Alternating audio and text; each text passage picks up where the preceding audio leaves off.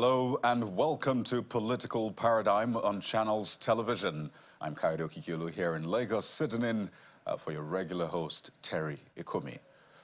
Well, this month has been a dark one for the people of Plateau State, particularly Bokos local government area, and just recently, Basa local government area, where a total of more than 100 people have been gruesomely murdered by assailants, terrorists, bandits. The terms go on. Well, the latest attacks in Basa local government claimed 51 lives so far. Who is responsible and why? Well, the governor, Caleb Mutfwang, says it's genocide sponsored by those he describes as terrorists. But he asks the security agencies to help unravel their identity. So this takes us back to square one for a deadly trend that has lasted for over 2 decades. Well, today on the program, we'll bring you an account from a key political leader in the state. And speaking of key political leaders, the past few days have seen a curious spate of visits to one man who has been described as the most prominent political figure in northern Nigeria. I'm talking about former President Muhammadu Buhari, whose Kaduna residence has turned into some sort of Mecca, with politicians from the main and opposition parties trooping to his residence to pay him a visit. Now, those visits have caused quite a stir in the political conversation, particularly as we build up to the 2027 elections. And one of the men who visited the former president joins us today on Political Paradigm. We have joining us Senator Baseru, who is the National Secretary of the All Progressives Congress, APC. He joins us live from Osun State. Senator Baseru, you're welcome to Political Paradigm. Good afternoon, Kayode. How are you doing? Well, I'm well. Just to get your opening comments, because I know your party, the APC, has also been watching what is unfolding in Plateau State. What is a statement from your party? What is a reaction? Because this is a national issue, never mind that it's happening on the Plateau alone.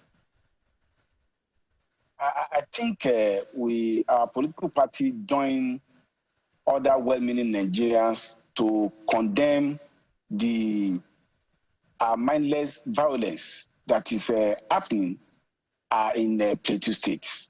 And they're coming in a way that appear to be persistent, appear to be organized, makes it to be very, worrisome. While we salute the Nigerian security operatives for moving in swiftly when the first attack, occur, it's quite, worrisome that a week after the military and other security operatives are moving, there was yet another attack on the hapless citizen of that state. So we want to enjoin our people to be watchful, be vigilant, and also support the security operatives with the necessary intelligence to know strange movement so that this can be nipped in the bud. All right, Senator. Well, we have a full segment for this further down on the show, but let's talk to the recent happenings with your party. What is this sudden rush for former President Muhammadu Buhari? What is it about? Are you, one, worried that he and President Tinubu have had a falling out that may cost him his re-election bid? What exactly is this about, Senator? As far as I'm concerned, on the part of the All Progressives Congress, there was nothing unusual visiting the former President Muhammadu Buhari. As you know, he's one of the founding fathers of our party, and of course, somebody who served full term of 2 terms as president on the platform of our party, and also was able to lead the party to victory in the 2023 election. And last year, we also paid same salah homage to President Buhari. And of course, after we were sworn in, myself and Dr. Abdullahi Umaru Ganduje, the national chairman, we equally visited our national leader to brief him as to what we are doing in the party. So our own visit is unusual. Perhaps the unusual visit is about strange political bedfellows who have said that they are going to pay salah homage to President Muhammadu Buhari. And during our visit, which we had scheduled before we even learned that those element visited him. We briefed him as to what we have been doing in our party and what we are doing in terms of strengthening our party. But before I go into that, it's quite important to get it right that it would be wrong for anybody that there's any estranged relationship between the former president and President Bola Ahmed Tinubu. And the two evidence will go to that. When somebody claimed that he briefed President Muhammadu Buhari before he joined the party that he joined, and President Muhammadu Buhari swiftly said that he's still in the APC and he will be proud to be referred to as an APC member. And secondly, you also see the equally commending and the warm birthday message from President Buhari to President Bola Ahmed Tinubu, even saying that President Bola Ahmed Tinubu is a serial election winner who had been his partner in the process of unification of Nigeria. So there is no altar of truth to say that there's any estranged relationship between the former president and President Bola Ahmed Tinubu. And as to our visit, yes, we paid postal homage. We also briefed the former president as to what our party has been doing in terms of setting up the Progressive Institute, which is the ideological arm of our party, aimed to train and retrain politicians and young politicians in the heart of reorientating our politics towards ideological politics. We also briefed him about the ongoing e-registration of members by which we aim to digitalize our membership register and having a credible register of our political party, and of course the outcome of our NEC and caucus meeting. Those were the highlights of our visit to the former President Muhammadu Buhari, and it has something to do with our party being what you did. Somebody said it, being jittery. How can we be jittery about people who don't even have any political base, who are largely internally displaced politicians in their domain? Well, Senator Baseru, that visit came days after the Eid celebration. But just to be clear, this is the same former President Muhammadu Buhari that handed over what's been described as an economy about to collapse. In fact, in the words of President Tinubu himself, he said Nigeria would have been bankrupt if we had not taken the actions that we took. We had to prevent the economy's collapse. That's the measures he took immediately he came into office.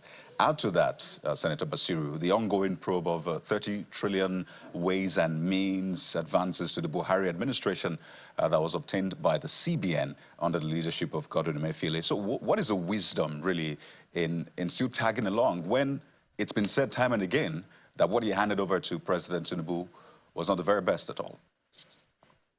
In the same political party, Kayode, the APC is still the APC, and of course, the virtue of any political party and any administration is to be able to look back, make necessary criticism, and of course, forge ahead in that regard. And I want to clearly say that nobody is probing President Muhammadu Buhari or his administration per se. But if there were misfeasance by certain actors, in any event, the CBN ought to be a semi-autonomous, if not totally autonomous, entity to drive the economy. So if there were misdemeanor or misfeasance on the part of the former CBN governor, I don't see why that should be put at the doorstep of President Muhammadu Buhari, or to say it's a probe of former President Muhammadu Buhari, and also the question of the state of the economy.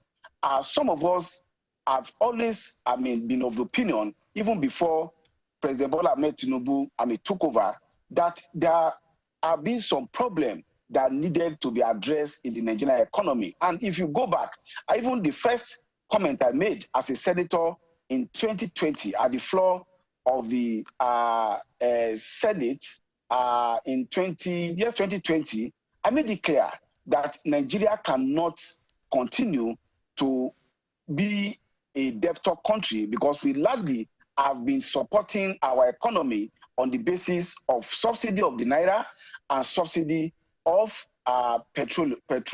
And then we go cap in hand to even be able to fund the necessary component of our budget. So if the present administration is trying to correct the imbalances in the economy, it is not to say that there's a disconnect between former President Buhari and President Bola Ahmed Tinubu. We have to do humongous amount will apply to ordinary Nigerians who just run their lifestyle based on watching television, using electricity, and possibly when there is heat, using air condition. Senator Baseru, when you say go to the streets, I wonder how in touch you are, particularly with this energy situation. And I'm staying with the power sector because you said that you were going to review the ministers. And I've just given you an example of the deputy governor. But this is why he made that statement. He said if that's his own reality, he wonders how the everyday Nigerian is getting by, particularly the ones who have been put in Band A, for example, who, as I said earlier on, are not getting as much power supply in spite of the fact that they are paying that much. And I hope you've been in touch. You'll have seen reactions online. You've heard people say, I'm spending at least 20,000. I'm spending 20,000 on electricity for a few days. And I'm interfacing. So that is an indices I want you to speak to. You can't use an indices. I'm talking. You are talking of a deputy governor. No, I'm not. I don't know the size of his house. I'm saying that for the average Nigerian, yes, will not are spending 20,000 naira in a few days. Pardon? The average Nigerian is spending at least 20,000 naira for electricity in barely days, and it's gone. That's what I'm saying. So imagine you're earning 70,000 naira minimum wage. Please, your salary is gone in a few days. Yeah. Energy is not cheap anywhere in the world. We should not turn. Nigeria is not running a socialist society. Let us get it. I'm very right. And go to everywhere in the world. You must be able to. We are in a globalized economy. It is not about the cost. Yes, I agree with you that much needs to be done to ensure efficiency in the energy sector, to ensure increased access in the energy sector. But you cannot pigeonhole to say people spend 20,000 in a matter of days or so. What is the cost of generating? What is the cost of transmission? What is the cost of distribution? We should be run on the basis of economic efficiency so that the cost of production of the energy itself must be recovered. And then they must also be able to make profit. We are not running a socialist economy. We should get it right. So I agree with you. There's still much to be done in terms of access, in terms of increased period to access electricity. But to talk about the cost of electricity, it has to be operated on the market principle. This is not a socialist society, it's a capitalist society, free market economy. And if companies cannot break through in terms of their costs of production, are making energy accessible to Nigeria, then we will not be able to operate. Right. Senator, there's still a couple of issues to raise with you. One wonders, how will the poor breathe this way if the poor is having to pay that much for power, which is very vital, right, to their businesses, to their lifestyle? There's also the defense bit. Clearly, we can't go through all of the ministries, but it's defense. Seeing the attacks in Plateau State, the series of attacks, the Eid killings in Sokoto, someone just said, I want to slaughter people, just like that. And for a while now, these bandits and terrorists have remained elusive, wreaking havoc. So some have called for a change in that regard, but it will be interesting to see what the rating of your party will be for the ministers. When is that coming out, Senator? I think after Easter break, we're going to sit down with the Minister of Information and the special advisors to the President on information and have a schedule of how we'll be engaging the ministers and, of course, head of agencies in making an assessment of what they have been able to do, challenges they are facing, and, of course, projection they make in that regard. And that's because we see ourselves as a political party, and we must take ownership of what we are doing. And to talk about what you mentioned about security, quite unfortunate, but you must make a distinction between act of terrorism and banditry, which is not a conventional warfare. And you should know that the operating principles for terrorists and bandits is to look at the weakest link in being able to make an attack and look at the most vulnerable aspect to be able to do so. And even in advanced society, you cannot eradicate totally incident on violence crime, what you can do is to reduce it by increasing intelligence, increasing access to resources to be able to combat insecurity. And in this regard, the President Bola Ahmed Tinubu administration is doing much. It's always Senator, good, yes, Senator, to take we have just on about those areas 2-3 that we have minutes. not been able to cover, but we must also advert you to those areas we have been able to achieve in the area of security. Today now, the insecurity in southern Kaduna and in Kaduna State have been largely, addressed, and the Kaduna to Abuja, Kaduna, Kano Road are now being made safe, for road, commuters. This is part of the salutary effort that have been made in the area of security by the Nigerian security agencies under the leadership of President Bola Ahmed Tinubu. The guiding principle, as you said, for governance this time around is to ensure the security and welfare of its citizens, whether it's asymmetric warfare, terrorism, ensure they're safe. But we need to talk about you, Senator Baseru. Yes, you're the National Secretary of the APC, but you also have some things in the works. Yes, you were recently appointed the chair of the Governing Council of National Sugar Development Council. But I saw a post on X, Senator, which I want you to speak to.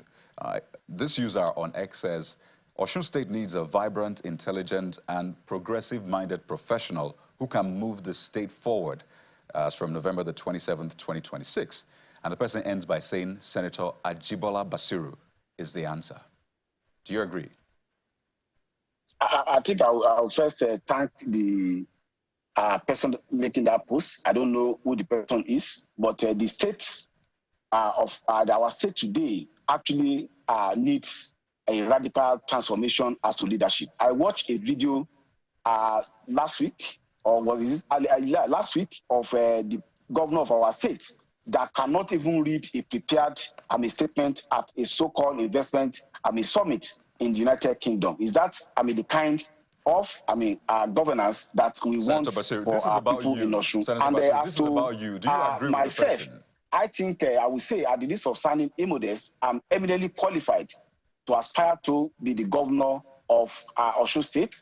I've served the state in three capacities, as Commissioner for Special Duty, Attorney General, and Commissioner for Justice. I've also represented Osun Central Senatorial District in the 9th Senate, where I served as the spokesperson of the Senate. As today, I'm one of the leading bureaucrats of the political party, of the ruling party in Nigeria today. And I believe that when the time comes, with consultation with the leaders of our party, and of course the members of our party, we may be throwing the axe in the ring for a contest for the leadership of the state, because our state needs to be rescued and then be able to be repositioned on the path of development, Senator, and productivity. So you want to run against former Governor Gboyega Oyetola? That's what you're saying? No, Oyetola has not said he's running for governorship, and I've also not said I'm running, but I'm saying that when the times come, I may be putting my heart in the ring in that regard. And our party is a part of leadership. The leaders of our party, they have a large dose of input as to who gets the ticket of our party. Of course, Senator, I must put this, I'm never desperate for any position in politics.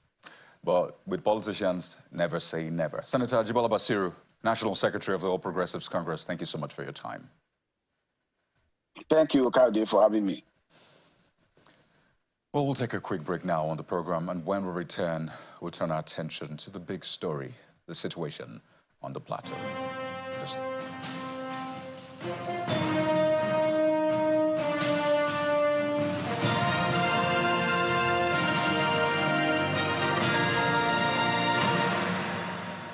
You're welcome back to Political Paradigm, and now to the situation on the Plateau. Over 100 people have been killed this month across 2 local government areas. And the big questions are, why? Why kill these people in such gruesome manner? Why has this continued for over 2 decades? And then, who? Who is responsible for these killings? And what is being done to ensure justice? What more can we do to protect lives on the Plateau? And what more are we missing? We're joined on the program by a former member representing just South East Federal Constituency in the 9th Assembly, former member, National Security and Intelligence Committee of the House, Honorable Dechong Bagos. Honorable, good afternoon. Welcome to Political Paradigm. Afternoon, Kaide. Afternoon, Nigeria. Well, you know, we take it for granted when we say good afternoon. I imagine that for the people of Bassa now, formerly it was Bokos, it wouldn't feel like a good afternoon, certainly. So we're here again, Honorable, almost like clockwork. Absolutely. Mangu last year, Bokos, Bassa this month. We can actually chronicle this all the way back. What is going on the plateau, that is? Because we've had curfews, we've had peace meetings, reconciliations, deployments, vigilantes, almost everything we have thrown at it, but it still persists. What are we missing yet again, Honorable? Yeah, well, unfortunately, with what has been happening on the plateau, not just plateau, part of Nigeria, already we are making, we are feeling as if Nigeria, it's dwindling into a failed state, an ungoverned territory, because if you have this number of people in hundreds on a bike come into a community, kill, and still drive out, nobody is being arrested, you cannot even trail through investigation where they came into, and where definitely is an ungoverned territory. And if it's an ungoverned territory, which means there is no governance within those territories. So we're in a very bad situation that we really don't know where and who is behind these people. That if 100 people in hundreds in bikes can drive into a community, kill, and still drive, zoom out on motorbikes, two on motorbikes, and disappear in the thin air, you cannot say that you can even trail the tire trail, you cannot even, and with the sound of 100 motorbikes, and nobody has been arrested, nothing can be said. From Bassa, between Bassa and Bokos, you have to go across border, you have to go across communities, and now it's in Bokos. From Bassa, nobody you can say is in court or jail, now it's in Bokos, nobody. So what will you call that, Coyote, if not a failed state? Oh dear, and listening to Governor Caleb Mutfwang, yet again, it sounds almost like helplessness, because he's, on the one hand, said that it's genocide sponsored by those he described as terrorists. But on the flip side, he asked security agencies to help unravel their identity. What is it about this identity that is hard to unravel? That's the only thing the governor can do, say help, because if a governor today in many places, in many states, are seeking for help, they should categorically tell you that they are not commander-in-chief of those forces around them. So all they can say is help. The governor left Ibadan yesterday, ran into the state because of what has happened, and to appeal to security agencies. And that's what governors today all over the country, theirs is to appeal. And the question should go back to the commander-in-chief of the armed forces. What is happening? 100 lives have been lost on the plateau. We have not seen the president making a state broadcast. We only see his advisor making a statement, still asking the state governor to still look into the issue. So in terms of insecurity in this country, politicians are confused. But when it comes to election, politicians usually know how to win elections. But now, how can we win the case of insecurity in this country? Where is our president at the moment that 100 lives have been killed on the plateau, that we have not seen the president make any statement or any broadcast, or we have not seen the president on the plateau to bring all, because he is the commander-in-chief of the armed forces. And he is the person we really need to hear from him, that this is the solution to the issue of terrorism in Nigeria. The solution is not just about Plateau State. What is the president and doing? It's not only about the CDS, not about the Inspector General of Police, we want to see him march forward so that we will follow wheresoever he goes in terms of this insecurity. We will follow him. We will give him that necessary support. So, but it happened, and governors that are helpless will come because in the name of chief security officer, we want to see concerted efforts. By now, if state police is the solution, by now we're supposed to have seen the National Assembly reconvening to ensure that the state police law is being expedited to see that the president within a week, if we can change the National Assembly and the national anthem within 1 week, we can give Nigerian state police within 2 days, because this is very important. This is what we need as a country. This is what's supposed to be done within 24 hours. We want to see all our leaders across party lines, across religious lines, across all diverse, come to the table in Abuja and say enough is enough. It's not about press statement. It's not about saying that the governor should mount up political will. This should go beyond that. Kaide, I'm talking, NEPA has taken out my light again.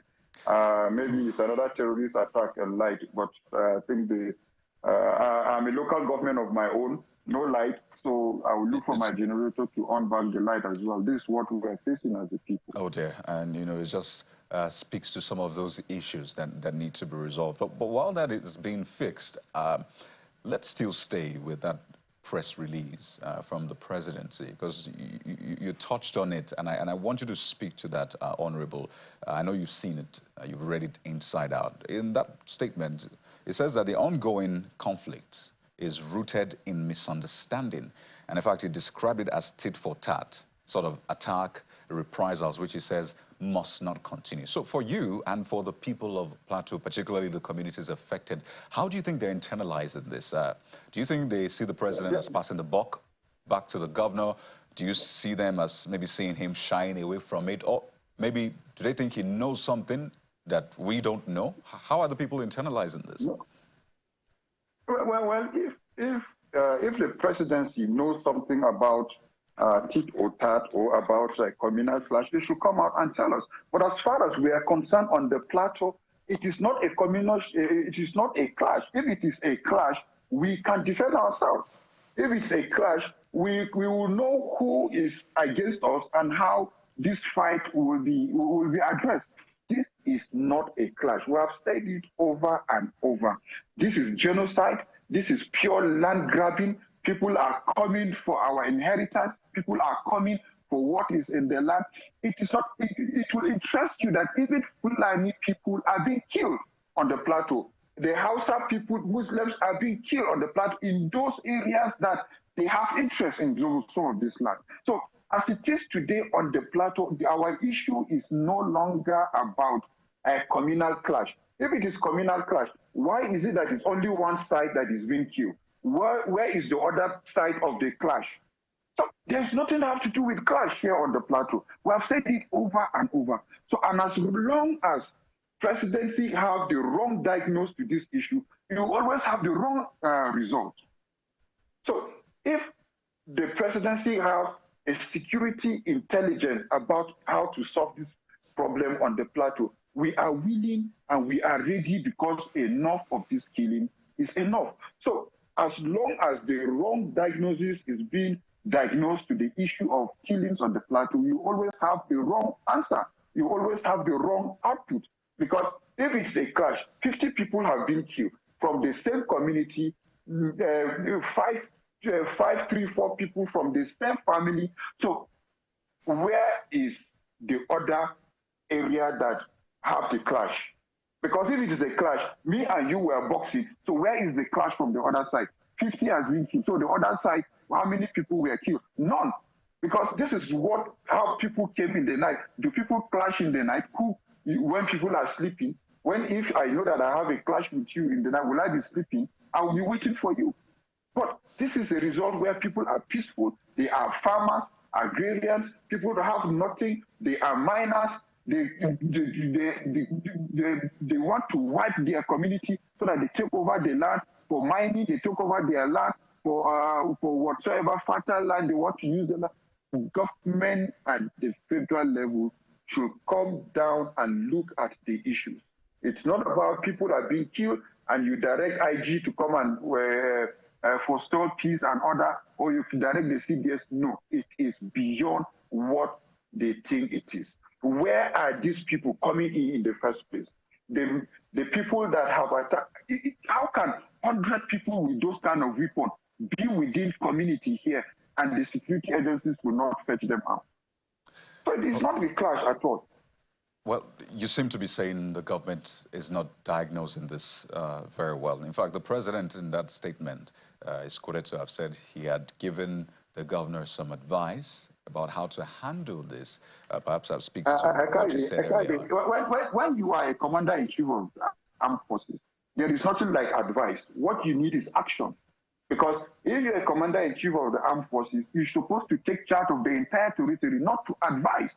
You should be able to take charge of the entire territory. So do you think the president is passing the buck? Do you think he's passing the buck to the governor? It's not about the issue of state of emergency, because now they'll say, because they're stealing, they will now say state of emergency. No, that is not the issue. The issue is, how did these people get into Nigeria? How did these people pass different states and get down to Plateau State, to disturbing different communities from Benue, Niger, Honorable, just to be clear, how are these people moving around the borders? Right. Nobody has traced them. Nobody has arrested them. But tomorrow you will see them with video giving press statement that this is their demand. And so where are these people? Is it that we cannot deploy technology? Is it that we cannot have drones to be able to capture these people? Where is the satellite, security satellite of this country from the DSS or from the military intelligence that these people should be traced within the territory of Nigeria? There's something I need to clear out, Honorable Dechang Bagos. First, you seem to be saying the president is passing the buck. He should take this head on, one. Two, there's some misdiagnosis. You seem to be saying that as well. But when you said that Fulanis are being killed, Hausas are being killed, Muslims, Christians are being killed, does that rule out the narrative that this is a settler indigene issue as well? Absolutely. There's nothing like that. I can tell you, in one of the communities, even people in one of the communities, the way you have a Fulani settlers, people ran into those settlements for safety. People ran into those settlements for safety. If you remember sometime on the Plateau, that an imam even housed some Christians when they were being killed. So this is not about citizens and settlers. All these are political and academic terms in peace and conflict resolution that people sit down to take tea and coffee and come out with community. This is not it.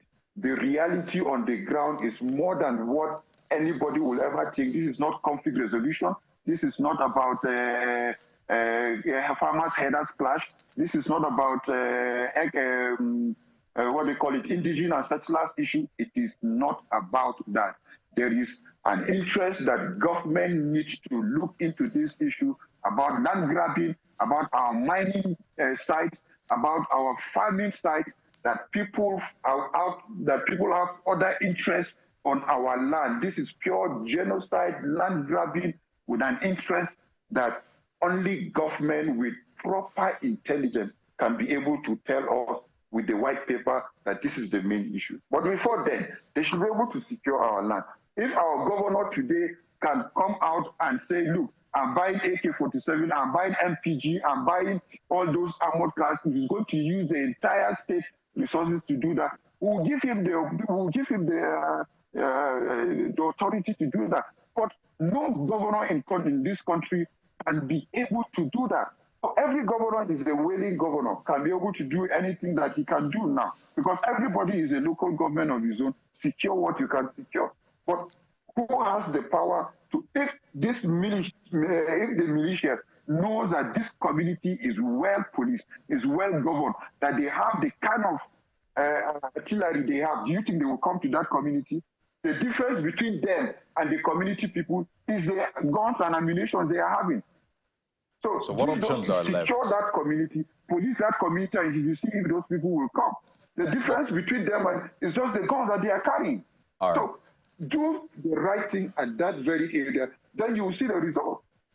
So what options are left for the people in the meantime? I know you've asked time and again, citizens and people should defend themselves, and that is protected by the That's the only Constitution. option everybody has now. So what would that Defend look like yourself according to the law. for the people Defend of yourself according to the law Bokos? is constitutional. It's your right to defend yourself. Once you see anybody, but defend yourself according to the law. Partner with the security agencies. If you see something, say something. If you can, we have the community policing. If they can partner with the security agencies, but I can tell you, Kayode, even the security agencies are crying. Most of the security agencies don't have the kind of ammunition that these terrorists have. When a security agent is going with a form action with just AK-7, and these people are coming with MPG, when they shoot one, they can spray bullets anyhow. But security agent, you see him with one gun and just 30 rounds of bullets, and these people are in hundreds. How can that security agent, security officer even confront those people? So it is beyond what you think we are looking. If the security agencies will be sincere, they have information, they know how to track this, they have the expertise. But I am very positive that they don't have all the necessary ammunition and the gadgets to go after these people. So the president needs to go back to the drawing board, meet the National Assembly to give him all the necessary budgetary provision he needs to equip the security agencies with gadgets, with ammunition, to get into look and corner, to get into the internet and fetch these people out. If they need helicopters, not the kind of helicopters that we have in the 1980s and we go and crash in the hills. Let's see that we are buying latest helicopters. Right. If they can buy latest cars, 2025 Prado Jeep, let's see that security agencies are buying the latest gun, 2025 AK-47, 2025 helicopters, 2025 all the leads to go round. Where are those Tucano jets that we have bought in time past? In any case, there are also drones. So a lot of discussion about insecurity needs to come into enough of this that we will sit down and we'll be talking, chit-chatting. 100 people have been killed so far on the plateau. Where we need more than political will or political statement. We need action. Certainly, and there are drones as well that can be used. So there are unmanned aerial vehicles that can be used to survey and even respond when there is a need to. But this talk about the president visiting the plateau, you have said it, other people have said it, that they need some more show of empathy from the president. If he chooses not to, what message will that send to the people of Plateau? Yeah, well, if he chooses not to come to Plateau, which means Plateau State is not within his command, because he's the commander-in-chief of the armed forces of the Federal Republic of Nigeria, and he's in charge of the security of this country. So Plateau State is part of his territory. He got some votes from Plateau State. He still have people on the plateau that are his lovers. He is our president. We respect him, our president. We love him as our president.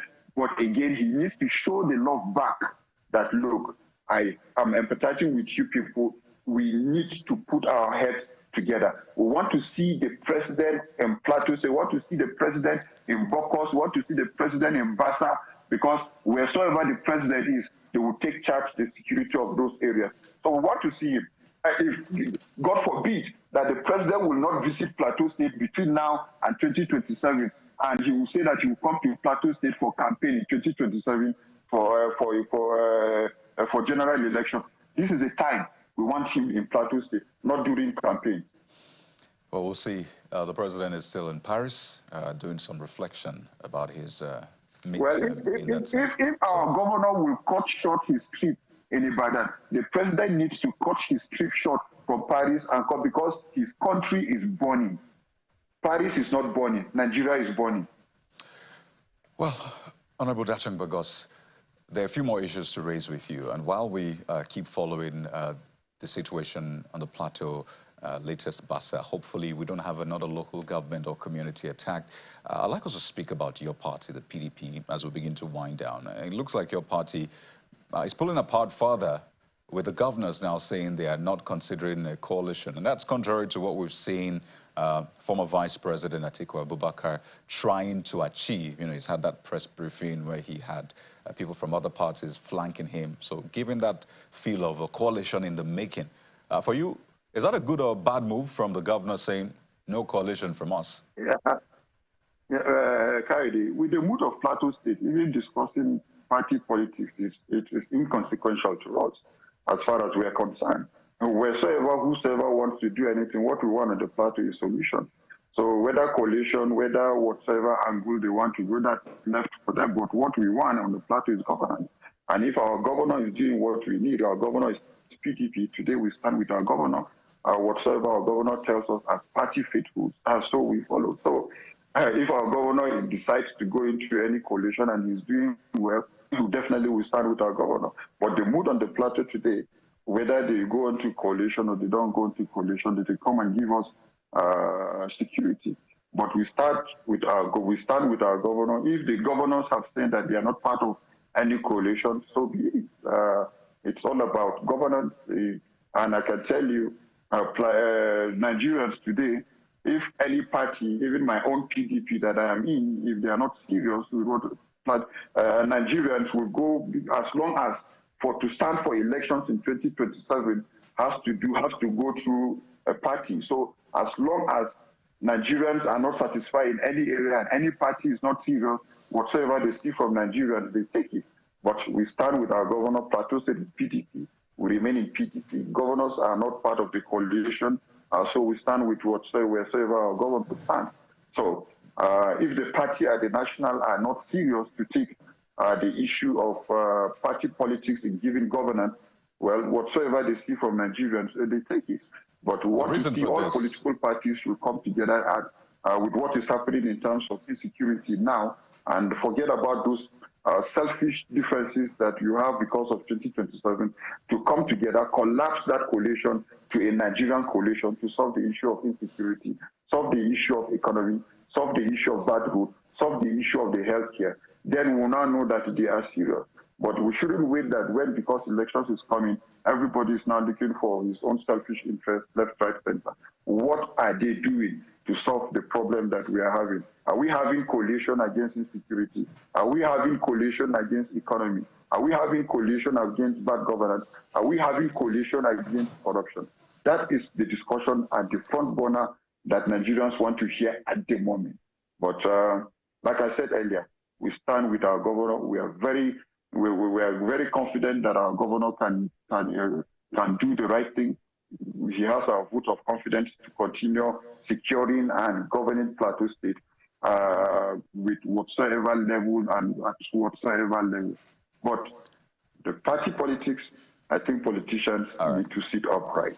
And I think that's what, well, democracy may be missing at this point in Nigeria, that vibrant opposition. Because everything boils down to politics. The policies come from the politics. So if we have a vibrant opposition that is able to hold government to account in areas of insecurity, for example, then we expect that we'll have better fortunes. And that's the point of whether or not this is a good move or a bad move.